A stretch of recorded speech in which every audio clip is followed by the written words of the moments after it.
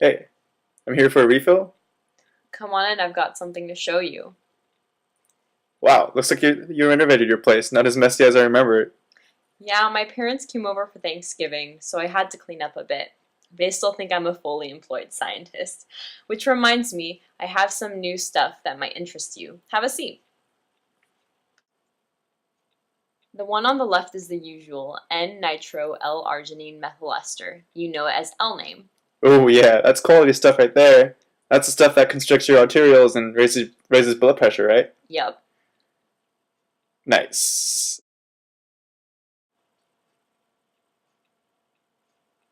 Mind if I try some? Hold your horses. I have something new for you. This here is L-name mixed with a bit of acetylcholine. Now, acetylcholine by itself can have the same effects as L-name, but it's way more intense.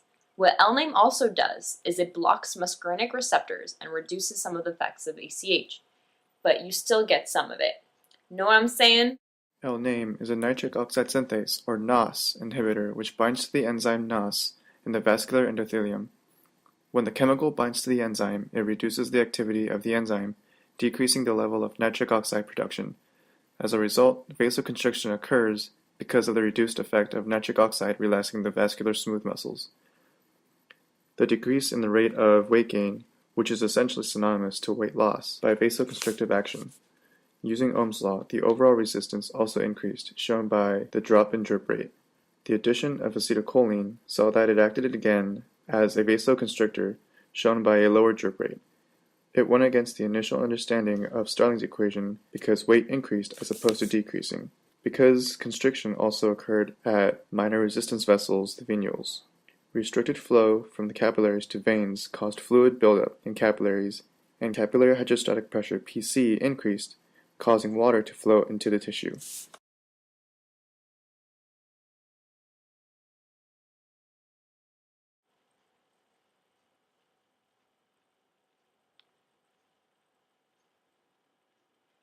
So my drug times were a bit difficult, and without something constricting my blood vessels, making me feel like I'm going to pop, and completely ruining my life. I was feeling a little empty, and a little empty in my belly. So I decided to fill both. So I ate, and I ate, and I ate. I take up 7 rolls because I'm fat, fat, I'm fat. Come on, really fat. You know I'm fat, fat, I'm fat. You know it's fat. You know I'm fat, fat, I'm fat. Come on, you know. Don't you call me pudgy, portly, or stout, just to tell me once again who's fat. Do you realize how much you've been eating ever since you left rehab? This is out of control. I don't want a fat pet frog. So? Oh good, now I can spike his burger with a fresh batch of acetylcholine from the lab. This should make him lose weight. Cheeseburger in paradise. Medium rare with mustard being nice. Heaven on earth with an onion slice. I'm just a cheeseburger in paradise.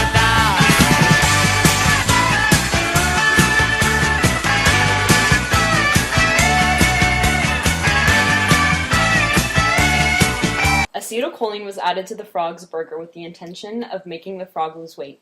In the case of an actual experiment, when 2 millimolar acetylcholine in Ringer's solution with 3% dextran was inputted into the cardiovascular system of a frog, the frog actually did lose 0.724 grams.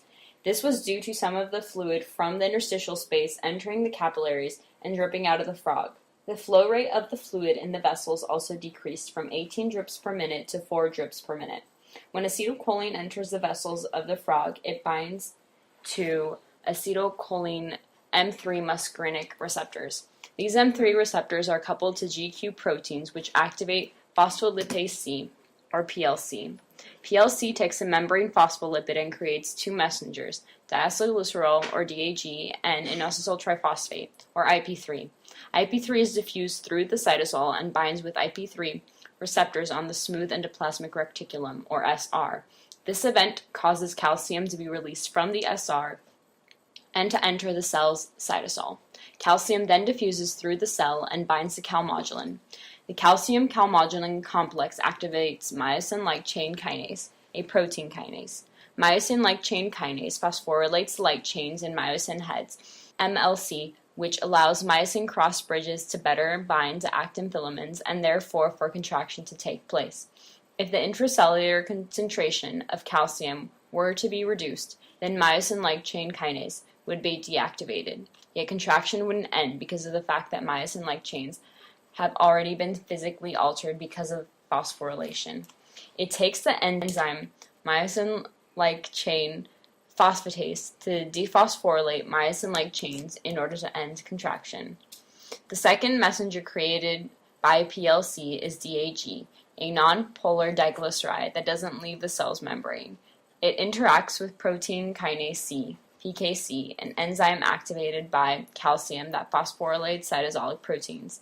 The proteins that are phosphorylated by PKC include proteins found in L-type calcium channels as well as potassium channels. The phosphorylation of L-type calcium channels activates them and allows calcium to pass through and into the cell. Potassium channels are deactivated through their phosphorylation, meaning potassium becomes less capable of leaving the interior of the smooth muscle cell. Since potassium has a positive charge, then the deactivation of potassium channels helps keep the smooth muscle membrane depolarized and closer to the threshold potential. More depolarization of the membrane also means the membrane will more frequently contract. The fact that the cell under these conditions remains more depolarized also allows for it to have a higher resting tone. This means that on average the blood vessels would be a little more constricted than before, even though they are not contracting. The contraction of smooth muscles in the vessels means the diameter of the lumen of the vessels will have decreased. Ohm's law tells us that a smaller diameter of the vessels means for an increase in the resistance within those vessels and a slower flow rate through the vessels.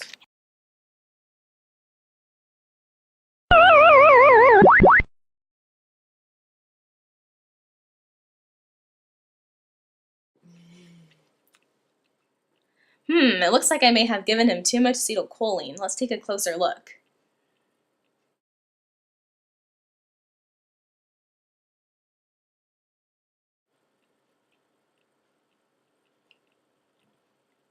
Narrow blood vessels, restricted blood flow to major organs, pale skin, increased blood pressure. It looks like the cause of death is from heart attack by vasoconstriction. I've had this sodium nitroprusside laying around for a while. I wonder what will happen if I perfuse it through the heart. Let's find out.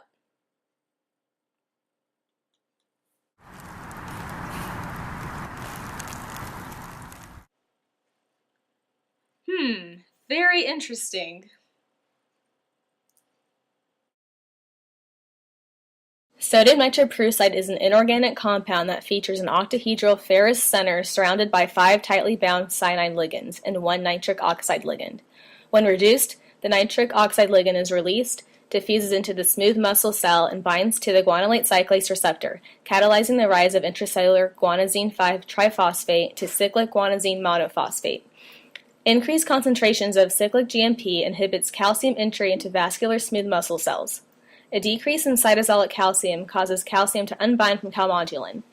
In the absence of calcium calmodulin, MLCK inactivates, leading to relaxation. Cyclic GMP also activates protein kinase G, which can cause smooth muscle relaxation and vasodilation by phosphorylating MLCK to decrease its affinity for calmodulin, which would decrease the phosphorylation of myosin light chains. In addition, it can activate myosin phosphatase, which dephosphorylates myosin light chains, decreasing myosin ATPase activity. Through this pathway, vasodilation causes blood vessels to become larger. Vasodilating effects of SNP contribute to an increased radius, resulting in decreased resistance. This is explained through Ohm's law. This decrease in resistance to flow causes an increased flow rate from 18 drops to 20 drops per minute. The changes in frog weight are related to the amount of fluid in the interstitial space. This is better explained through Starling's law of ultrafiltration. During vasodilation, pressure in the capillary is increasing, creating a pressure gradient. Since pressure in the interstitial fluid is now less than capillary pressure, a net positive flux occurs, resulting in water flow from the capillary into the interstitial fluid, which is shown by a weight gain of 0.076 grams. When the pimp's in the crib, ma, drop it like it's hot. Drop it like it's hot. Drop it like it's hot. When the pigs try to get at you, park it like it's hot. Park it like it's hot. Park it like